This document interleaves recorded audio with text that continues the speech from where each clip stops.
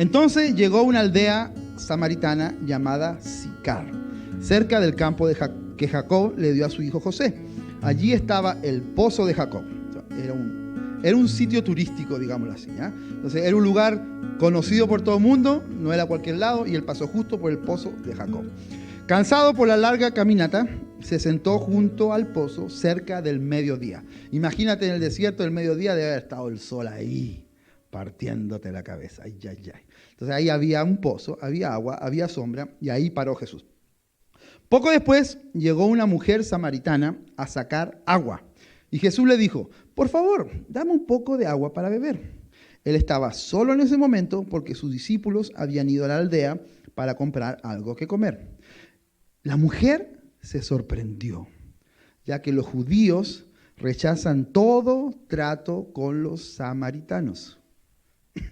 Entonces Jesús le dijo, ya le había pedido. Entonces le dijo a Jesús: usted es judío y yo soy una mujer samaritana. ¿Por qué me pide agua para beber? Vamos a parar ahí. Y yo digo, wow, Jesús rompió como 20 normas de protocolo en una sola sentada. Jesús se metió al bolsillo las normas de la época. Primero que nada, judío y samaritano no se hablaban. No podían compartir el mismo espacio físico porque se le pegaban los demonios de esos. Incluso ellos le decían perros a los samaritanos. ¿De dónde viene toda esta tensión? Resulta que los samaritanos ya habían mezclado su sangre con los asirios y con otras culturas. Entonces tenían raíces judías, pero ya se habían mezclado. Incluso su forma de adorar a Dios ya estaba no estaba tan pura, digámoslo así, ¿ya? Y no digo que ser puro sea bueno. Aquí nadie puede levantar la mano y decir yo soy raza pura, porque a mí los hijos me salen de todos los colores. Blanquitos, negritos, de todos los colores me salieron. Porque ya tenemos, ¿qué hispano puede decir que no tiene su sangre mezclada con algo? Así estamos todos mezclados. Pero para los judíos eso era súper importante. Ellos sí querían ser descendientes de Abraham, puritos, puritos, de raza fina, de pedigrí. A ellos sí les importaba eso. Y resulta que los samaritanos ya se habían mezclado como con 7 naciones. Entonces ya como que, esto ya no. Fueron primos algún día, pero ya no los queremos. Y como tenían su propio monte para adorar y todo, ya estaban completamente separados y estaban en contra. Entonces era realmente impensable que Jesús pudiera hablar con un samaritano, peor aún con una mujer. No se me ofendan, ya vamos a llegar para allá. Estamos en un contexto histórico donde hombres y mujeres no podían conversar a solas. Y Jesús está hablando con ella sola.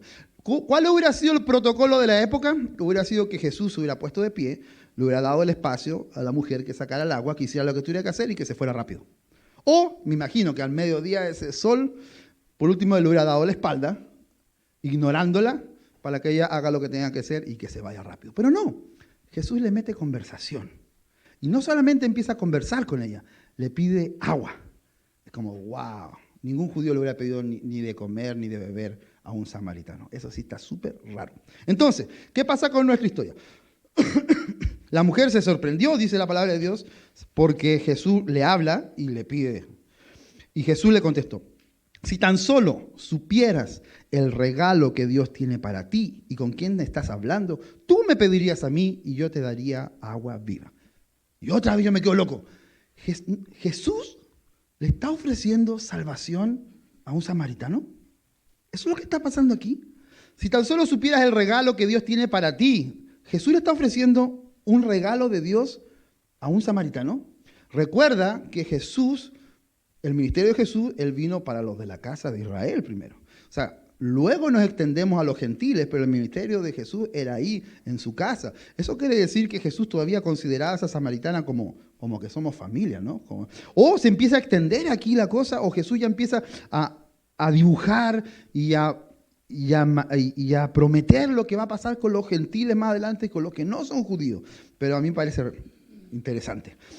Entonces, Él ofrece salvación y le dice: yo te daría agua viva. Y también está ofreciendo el Espíritu Santo a una mujer. Yo sé que dice, ¿y cuál es el problema? Claro, estamos en el día de hoy donde tenemos una pastora en la iglesia, donde tenemos mujeres en el ministerio, donde ya no nos asombra tanto. Pero regresa al contexto histórico donde estaban ellas. Para ellas sí era pesado. Y Jesús estaba hablando con ella, pidiéndole de beber, ofreciéndole salvación y ofreciéndole el Espíritu Santo. Pero Señor, en el 11, usted no tiene ni una soga ni un balde, dijo ella. Este pozo es muy profundo. ¿De dónde va a sacar esa agua viva? Además, ¿se cree usted superior a nuestro antepasado Jacob, que nos dio este pozo? ¿Cómo puede usted ofrecer mejor agua que la que disfrutaron él, sus hijos y sus animales? Todavía no entendía ella para dónde iba la conversación, ¿no? Jesús le contestó, cualquiera que beba de esta agua pronto volverá a tener sed, pero todos los que beban del agua que yo doy no tendrán sed jamás. Esta agua se convierte en un manantial que brota con frescura dentro de ellos y les da vida eterna. Sí, definitivamente le está ofreciendo salvación a la mujer. Por favor, Señor, le dijo la mujer, dame de esa agua, así nunca más volveré a tener sed y no tendré que venir aquí a sacar agua. Ok, vamos a parar ahí. La conversación continúa. Te animo a que tú la sigas leyendo. Es la conversación más larga registrada de Jesús con alguien en la Biblia, ¿ya? No digo que no haya conversado con otros largos, ¿no? Pero es la más larga registrada, escrita. Toda una conversación donde después ella le dice, ¿y por qué ustedes adoran en ese monte? ¿Y por qué nosotros en este monte? Y Jesús le dice, adoradores en espíritu y en verdad es lo que Dios está. Y se meten en unos temas medio complicados. Empiezan a hablar de teología más 1.1, más complicado, y empiezan a hablar de cosas bastante interesantes hasta que llega el punto cuando le pregunta por su marido, ¿no? Usted va a leer eso en su casa. Me llama mucho la atención porque esta conversación Jesús no la tiene con un maestro de la ley, o con un rabino, no se sentó nunca con un fariseo a hablar de esta cosa, bueno, aparte de Nicodemo. Pero ¿por qué Jesús está teniendo la conversación con una mujer? Y con una mujer samaritana. ¿Por qué se dio el tiempo de conversar aspectos teológicos que a lo mejor ella no había pensado o no sabía? Y lo que incluso Jesús hace la primera aseveración de que Él es el Mesías, cosa que no lo había dicho nunca antes. La primera vez se lo dice a ella, en Juan 4:25. Dice, la mujer le dijo, sé que el Mesías está por venir, al que llaman Cristo. Cuando Él venga, nos explicará todas estas cosas. Entonces Jesús le dijo, yo soy el Mesías. Ni siquiera a sus 12 se lo había dicho todavía. No había dicho eso en voz alta hasta este momento. ¿Dónde voy a comenzar a reflexionar con ustedes? Reflexionemos juntos. Yo veo a un Jesús tomándose bastantes molestias para poder dignificar a esta mujer. Se está tomando bastante molestia y nos está enseñando cómo Dios ve a la mujer realmente, independiente del trasfondo cultural que cada uno de nosotros podamos tener. Jesús te está dando el tiempo de cruzar por una región donde no es bienvenido. Él sabía que esa mujer iba a estar ahí a mediodía.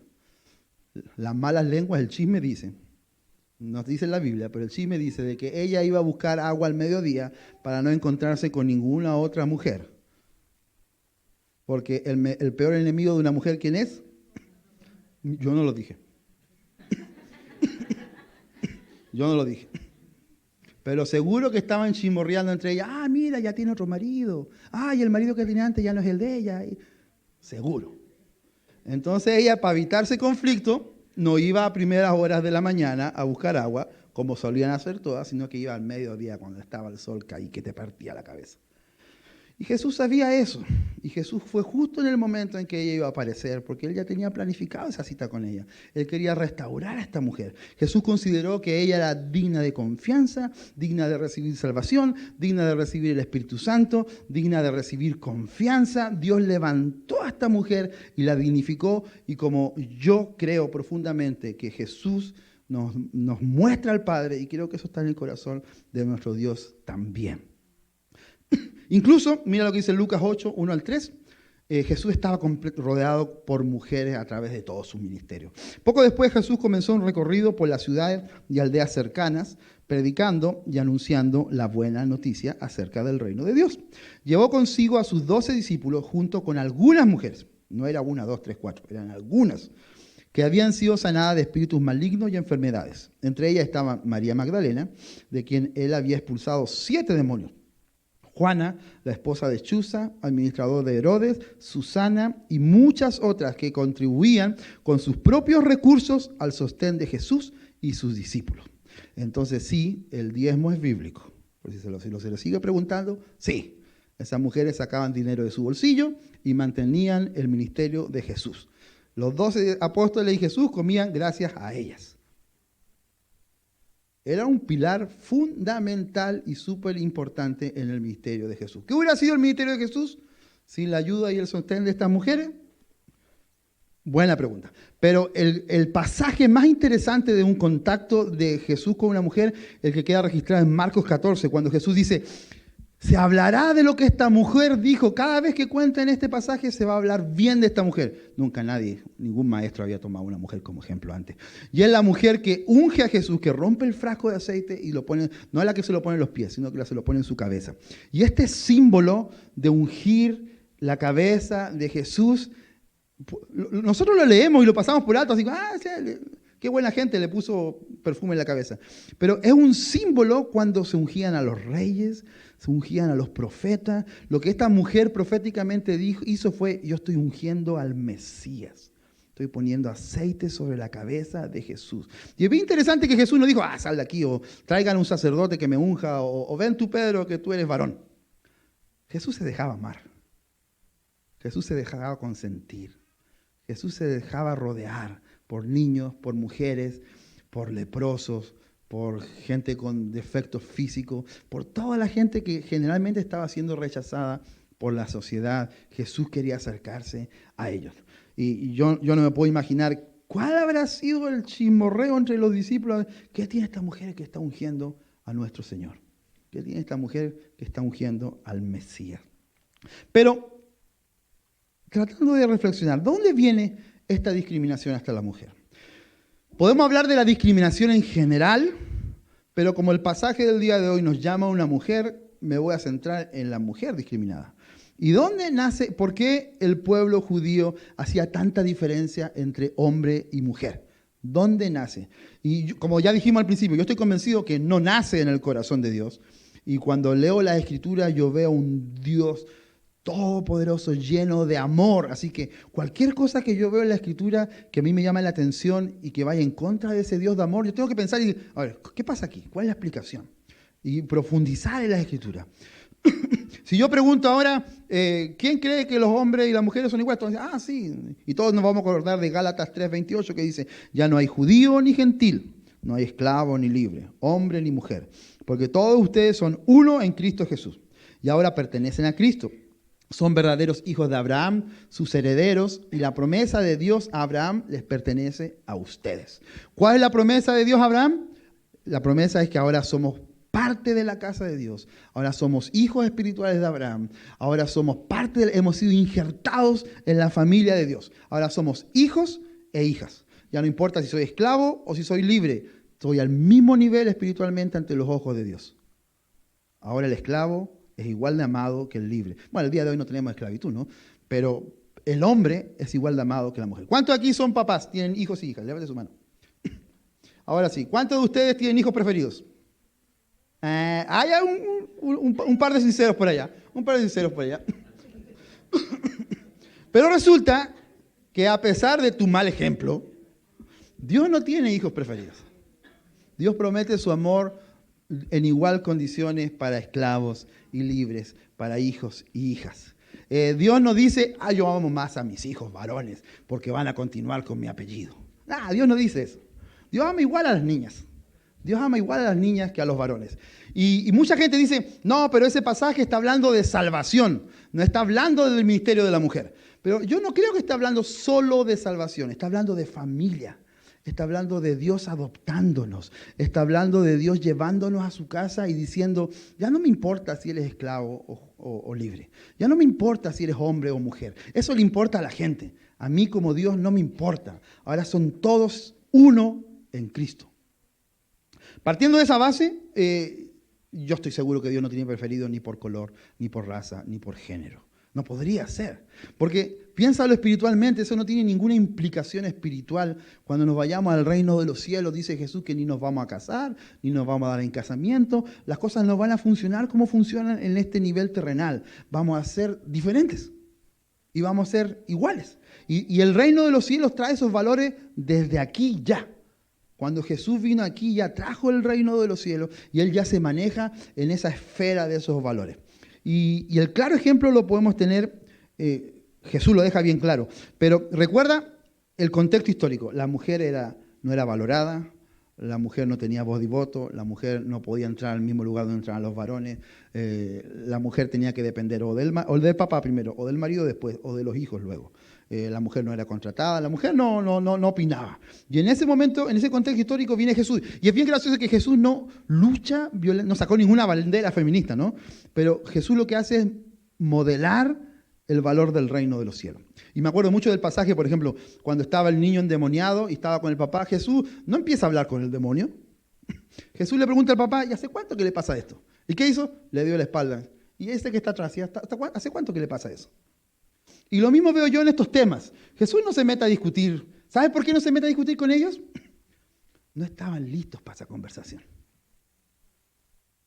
Ellos no estaban listos para esa conversación. Es algo que no entra en su mente, en sus conceptos, en su cosmovisión, en su forma de ver el mundo. Jesús puede haber dicho todo un sermón del monte respecto a que somos iguales ante los ojos de Dios y ellos no lo hubieran entendido. Ellos no lo hubieran entendido. Entonces, en cambio, ¿qué hizo Jesús? Jesús modeló con su ejemplo y el trato que él tuvo fue lo que nosotros tenemos que aprender. ¿Qué es lo que Jesús dijo? ¿Qué es lo que Jesús hizo? ¿Y qué es lo que podemos aplicar? Recuerde que nuestro ejemplo siempre es Jesús, Jesús, Jesús. En Marcos 10, los fariseos una vez más le quieren tender una trampa. Y le dicen, unos fariseos se acercaron y trataron de tenderle una trampa. Con la siguiente pregunta. ¿Está bien permitir que un hombre se divorcie de su esposa? Y yo digo, ¿de dónde salió esta pregunta tan intencional, ¿no? ¿Por qué le preguntan a Jesús sobre el tema de la mujer? Y ya vemos que el ministerio de Jesús siempre estaba rodeado de mujeres.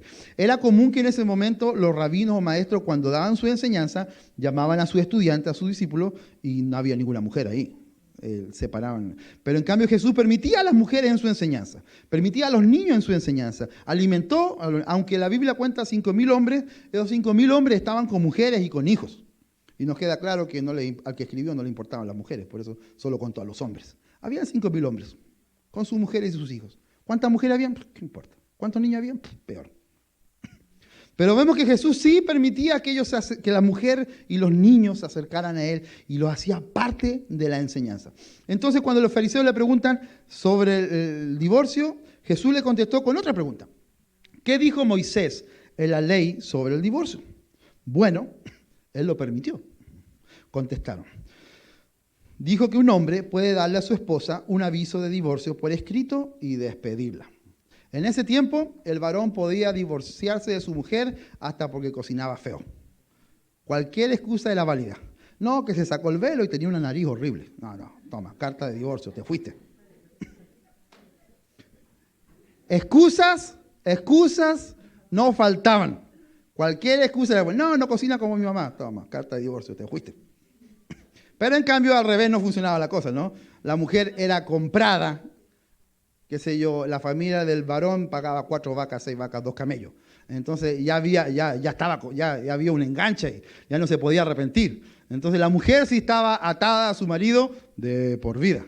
Entonces no funcionaba igual para los dos lados. Entonces Jesús respondió, y esta es la parte que me interesa mucho. Moisés escribió ese mandamiento solo como una concesión ante la dureza del corazón de ustedes. Y yo dije, Pepe. ¿Hay un mandamiento de Moisés que no nace en el corazón de Dios? ¿Hay un mandamiento de Moisés que es un mandamiento humano y no es un mandamiento divino? Qué buena pregunta, ¿no? Les voy a dar un tiempo para que reflexionen conmigo. Jesús dice, Moisés escribió ese mandamiento solo como una concesión. Es como, ay, qué necios que son, entonces ya les vamos a dar chance. Una concesión ante la dureza del corazón de ustedes. Pero desde el principio de la creación, Dios los hizo hombre y mujer. Esto explica por qué un hombre deja a su padre y a su madre y se une a su esposa. Y los dos se convierten en uno solo. Como ya no son dos, sino uno, que nadie separe lo que Dios ha unido. Y más tarde, ahí termina la conversación con los fariseos, pero todos los discípulos quedaron así colgados. Digo, ¿qué? No estaban listos para esa conversación. Entonces todavía estaban confundidos estos discípulos. Y dice, más tarde cuando quedó a solas con sus discípulos en la casa, ellos sacaron el tema de nuevo. Ellos estaban más colgados. Y dije, ¿qué fue lo que pasó aquí? Explícanos Jesús, ¿qué fue lo que pasó aquí? Y Jesús les dijo, el que se divorcia de su esposa y se casa contra otra, comete adulterio contra ella. En poca Jesús está diciendo, lo que Moisés dijo, no va. Ahora esto es lo que va. Ustedes han oído, pero yo les digo. ¿Cuántas veces Jesús no nos dijo eso? Ustedes han oído en la ley de Moisés esto, pero yo les digo esto. Y lo que Jesús nos dice es lo que está en el corazón de Dios. Lo que Jesús nos dice es lo que está en el corazón de Dios. Entonces, al ver esto, podemos regresar al Antiguo Testamento y ahora podremos leer el Antiguo Testamento con unos lentes diferentes. Y tenemos que aprender a discernir qué de lo que está ahí realmente viene del corazón de Dios. Y qué es lo que está ahí son simplemente normas humanas de convivencia. ¿Qué es lo que está ahí? ¿Dónde está realmente el corazón de Dios en el Antiguo Testamento? ¿Realmente Dios quería que los hombres tuvieran muchas esposas en el Antiguo Testamento? ¿O fue una concesión por la dureza de su corazón? ¿Realmente Dios quería en el Antiguo Testamento que se mataran unos a otros? ¿O fue una concesión a la dureza de su corazón? Y es bien interesante el tema porque vemos ahora de que Dios no está de acuerdo con el divorcio, pero adivina qué, la gente se divorcia. Dios no está de acuerdo con el asesinato, pero adivina qué, la gente se sigue asesinando. Y volvemos y la gente dice, ay, ¿por qué Dios permite esto y permite lo otro? ¿Y por qué hay guerra? ¿Y por qué hay niños que sufren? ¿Y por qué hay huérfanos? Y tenemos que entender de que creemos en un Dios que es amor. Y la bondad de Dios es simple. No hay nada que pensar. No hay mucho que estudiar. Dios es bueno todo el tiempo. Dios es bueno todo el tiempo. Su bondad es simple, simple. Métele cualquier pregunta ahí y Dios es bueno todo el tiempo. Pero su voluntad es la complicada.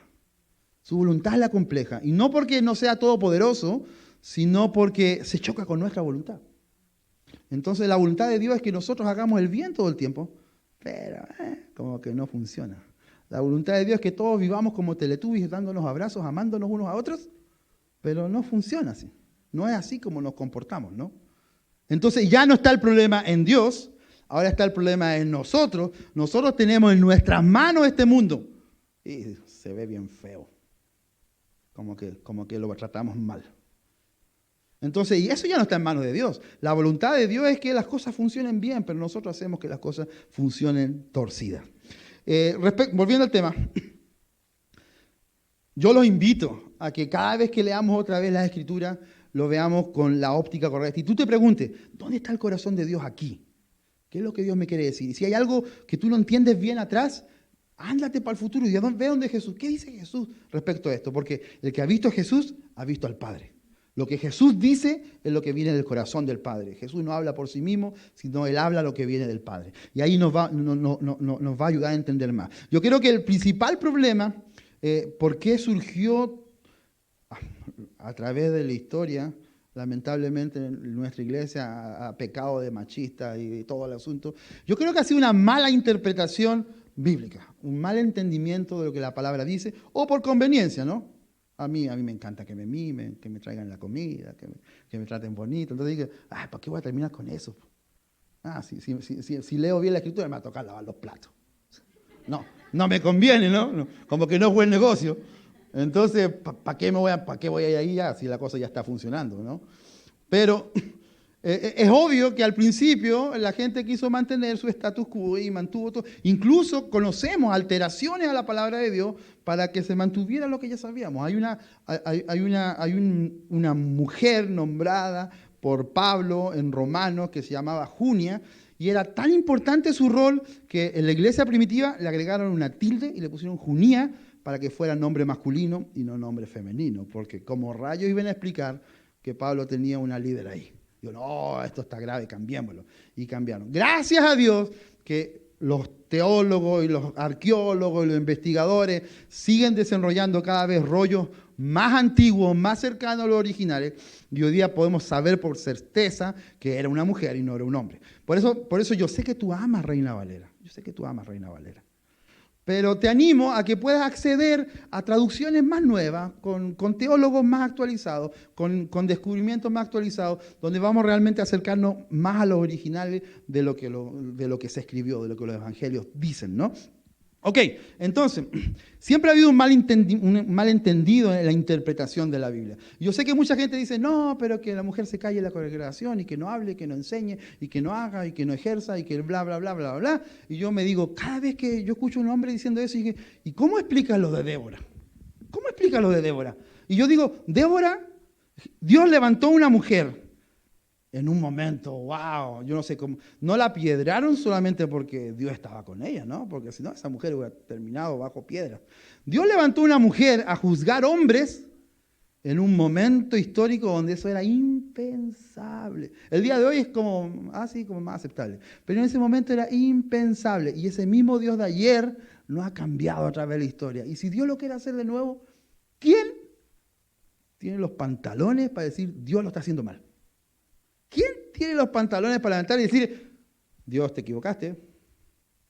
Yo no sé quién sería tan osado y tan orgulloso para hacerlo. Leamos el pasaje de Débora. Dice, Jueces 4, 4:9. Débora, la esposa de Lapidot. Voy a parar aquí.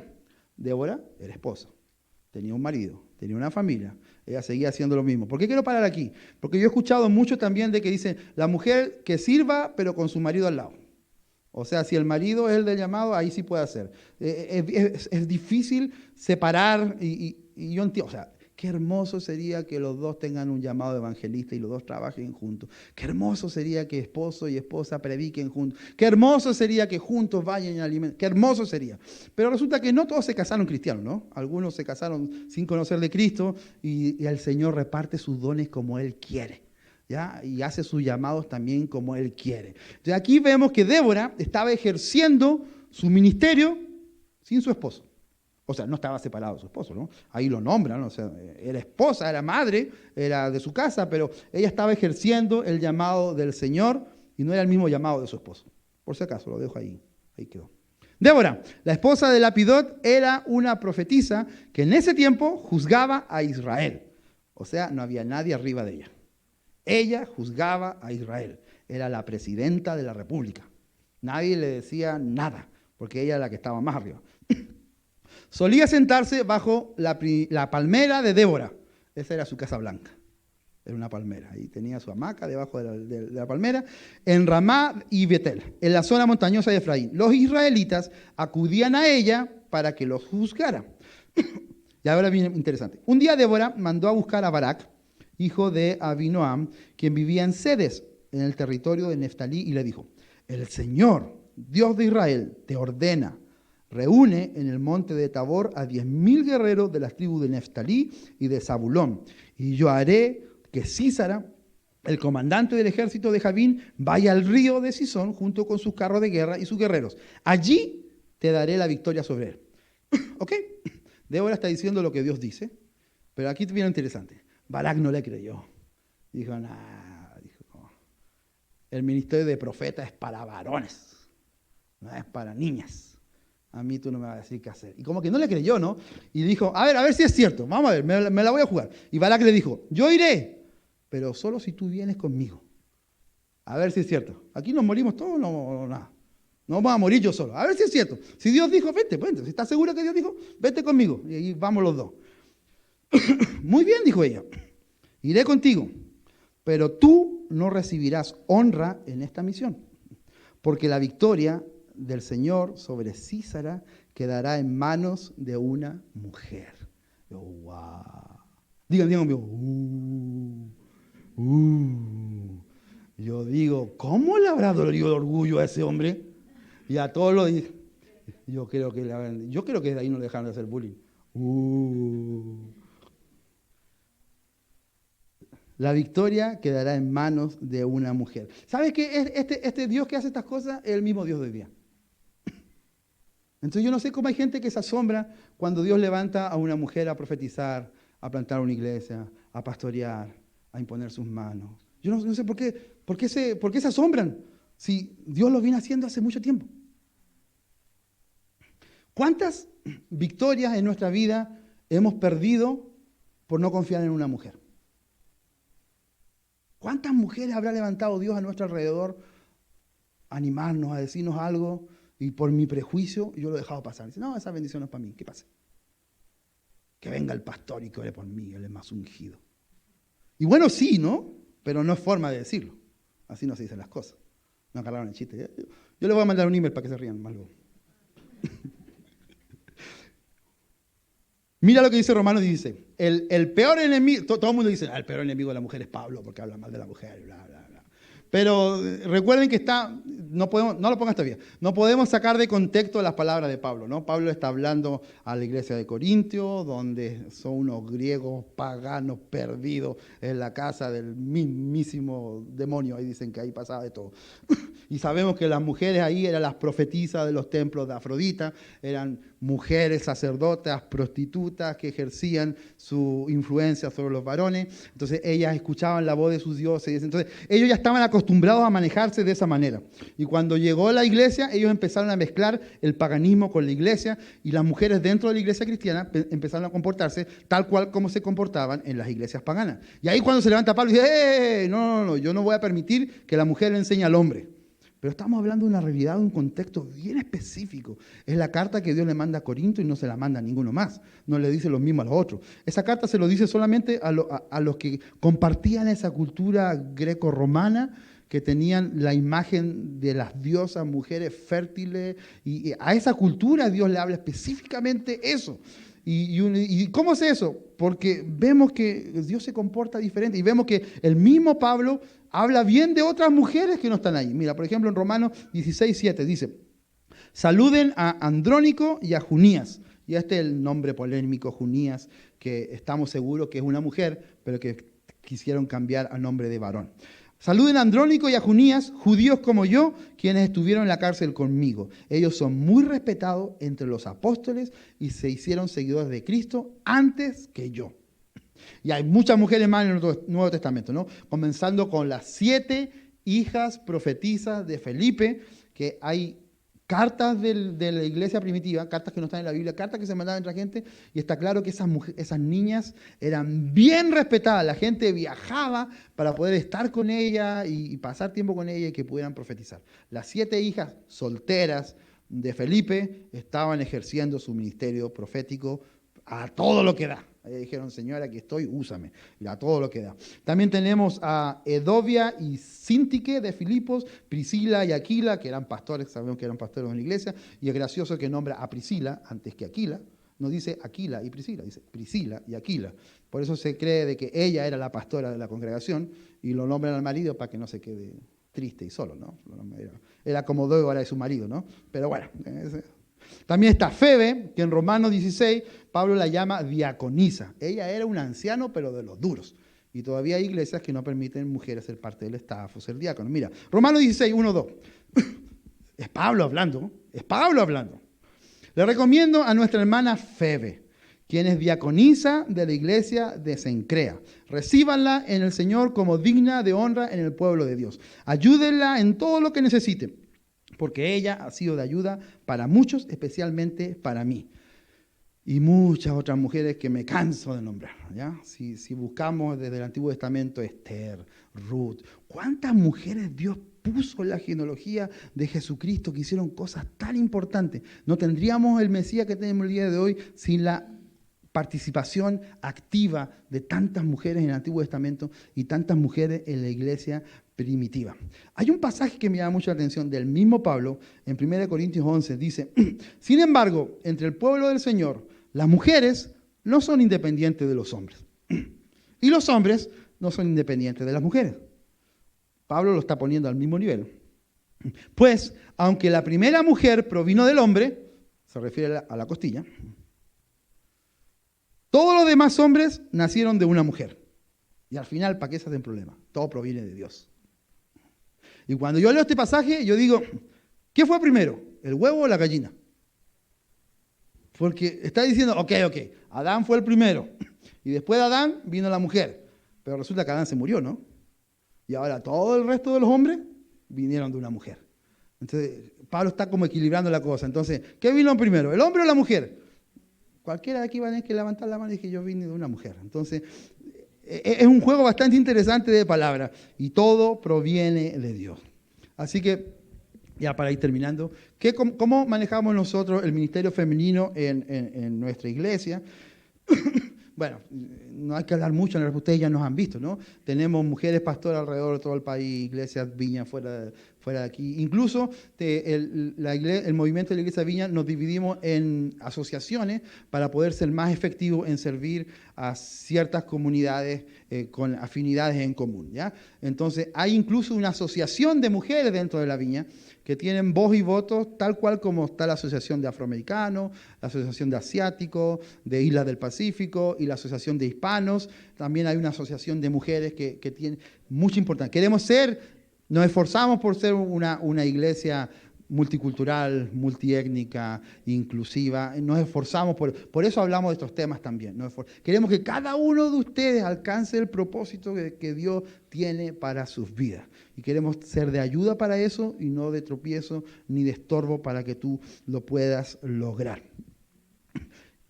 En Hechos 2, 17, 18 dice, en los últimos días, dice Dios, derramaré mi espíritu sobre toda la gente. Sus hijos e hijas profetizarán, tendrán visiones y sus ancianos tendrán sueños. En esos días derramaré mi espíritu aún sobre mis siervos, hombres y mujeres por igual. Y es bien gracioso porque en hermanos nuestros protestantes que son cesacionistas, o sea, que ya no creen que el Espíritu Santo sigue trabajando el día de hoy. Cuando tú les dices a ellos, y entonces, ¿cómo interpretas la Biblia eso de profetizar? Ellos dicen, no, profetizar significa que yo leo la Escritura y hablo en nombre de Dios. Entonces, ellos predicar, lo que estoy haciendo yo ahora, ellos consideran como profetizar también. Y yo creo que sí, es uno de los colores de la profecía, porque estoy escuchando la voz de Dios. Yo me tomé el tiempo para escuchar la voz de Dios, para ver el pasaje y hablar enfrente de usted. Entonces, sí, es profecía. Es profecía, pero ellos lo dejan solo ahí. Pero justamente nuestros hermanitos queridos que piensan eso son los que no dejan predicar a la mujer. Entonces ellos no dejan profetizar a la mujer bajo su propio concepto, ¿no? Y aquí dice que los últimos tiempos, y yo creo que ya estamos en los últimos tiempos, donde hemos visto el Espíritu de Dios derramado sobre niños, ancianos, hombres y mujeres. ¿Y quién soy yo para impedir que uno de ellos profetice? ¿Quién soy yo para impedir? Porque dice, hombres y mujeres por igual y profetizarán. Así que, otra vez digo, podemos hablar de discriminación en general. El día de hoy le dimos un lugar importante a la mujer, porque el pasaje que nos tocaba el día de hoy habla de la mujer samaritana. Pero tú lo puedes aplicar esto a cualquier área de tu vida. Si tú te has sentido discriminado por cualquier situación, que estás muy grande, muy chico, muy blanco, muy oscurito, cualquier situación, por tu lugar de origen, lo que sea, podemos aplicar lo mismo que estamos hablando el día de hoy, así como lo estamos conversando con la mujer. Y lo que me encanta a mí es que Jesús vino a solucionar eso. Jesús vino a darnos libertad. Jesús vino a liberar a los oprimidos. Cuando Jesús estuvo en Galilea y desenrolló el rollo, en Lucas 4 nos cuenta que leyó Isaías 61. Dice, el Espíritu del Señor está sobre mí, porque me ha ungido para llevar la buena noticia a los pobres. Me ha enviado a proclamar que los cautivos sean liberados, que los ciegos verán, que los oprimidos sean puestos en libertad y que ha llegado el tiempo del favor del Señor. Así que si tú te sientes oprimido en cualquier área, cautivo, discriminado, Jesús vino a darte libertad. Y eso es lo que me encanta. Por eso amamos tanto a Jesús, porque Él nos ve. Si tú te sientes invisible, Jesús te ve. Y así como sacó a la mujer del anonimato, en vez de, no comenzó juzgándole, decirle, ¿y cuántos maridos tienes? ¿Y por qué ella y el que tienes ahora no es tu marido? Ese fue el final de la conversación. Jesús te ve. Si tú te has sentido invisible en alguna parte de tu vida, o el día de hoy tú te sientes como que nadie me escucha, nadie me toma en cuenta, nadie valora mi opinión, nadie ve. Y yo te animo, y a veces Jesús viene al encuentro tuyo, pero a veces también mucho trabajo tiene que ver con nosotros, porque a veces a nosotros nos gusta mantenernos como, oh, no, hasta aquí nomás. Entonces yo te animo que ahora que estamos reorganizando los grupos pequeños, que tú busques que tu comunidad, una comunidad más estrecha, más cercana. Yo te animo que tú busques un grupo en casa, y como siempre les digo, si no hay ningún grupo cerca de tu casa, es porque tu casa es la buena para armar el grupo. Si tú no encuentras nada acerca de tuyo, es porque Dios está diciendo, entonces tu casa es la que debería abrir las puertas para recibir a gente, para tener gente en común, con circunstancias comunes para poder conversar. Necesitamos esa comunidad, necesitamos ese lugar de encuentro, necesitamos sentirnos cercanos, vistos, escuchados. Ahora yo no te voy a pedir tu opinión porque no vamos a avanzar, pero en los grupos pequeños podemos volver a conversar de lo que conversamos el día de hoy. Tu opinión va a ser escuchada, puedes preguntar, podemos respondernos uno a los otros, podemos realmente ser comunidad. Así que ellas y nosotros quizás éramos invisibles hasta que Jesús llegó a nuestras vidas, y justamente de lo que me gustaría que oremos el día de hoy. Así que ahí donde estás, si puedes cerrar tus ojos. Lo de cerrar los ojos es solamente para no distraernos, ¿no? Para no mirar que alguien se mueve o alguien haga algo. Si te sientes incómodo cerrando tus ojos, fija tu vista en algún lugar. Gracias, Señor.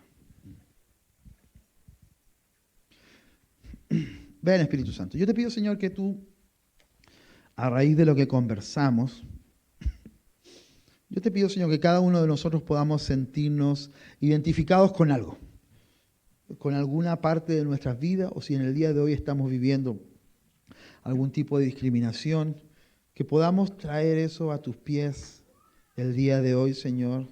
Yo sé que tú quieres traer sanidad a esa área de nuestras vidas. Si yo fui discriminado o fui abusado en la secundaria, en la escuela, si recibí bullying o alguna cosa de esa, Señor, yo quiero recibir sanidad el día de hoy. Yo quiero que tú me alcances con tus brazos de amor y que me muestres, Señor, que tú, hermoso, querido Jesús, amado nuestro, tú has venido a traer libertad a los oprimidos.